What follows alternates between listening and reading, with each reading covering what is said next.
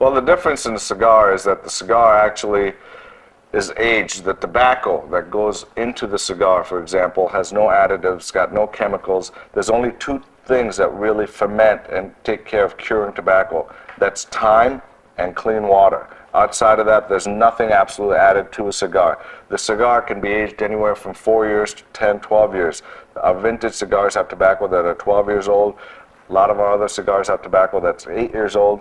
The least we ferment the tobacco is 4 years. So when you do that, it bleeds out all the tar, it bleeds out all the nicotine, it breaks down all the fertilization, the nitrogen, everything that is natural in the tobacco that it gains from the earth.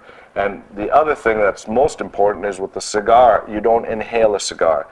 That's quite important to me. So when you don't inhale a cigar, you're not taking all that into your lungs. So it's a very, very clean product, and it doesn't have any chemicals added to it, any additives added to it, and it's aged so long. And it's really something that's a luxury item. It's an item that was created craftsmanship and great art. It's got a culture and a history that goes back hundreds of years.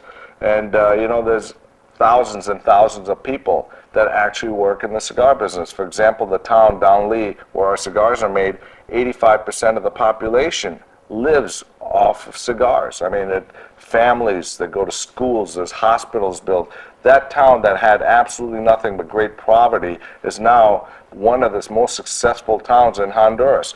And you think about it, you've got Honduras, you've got Esteli, you've got Santiago and Dominican, you've got a lot of different places around the world, including Havana and Cuba, where cigars are made, and it supports a great deal of the population, places that America usually sends foreign aid to help these people out so they're not coming across our borders or they're not creating problems. They stay employed and they get educated, and we can do commerce with these countries. So there's a lot that goes on that's behind the scenes involved in cigars that's quite different than cigarettes, which are mass-made by machines and full of chemicals and additives, and it's something that you're addicted to.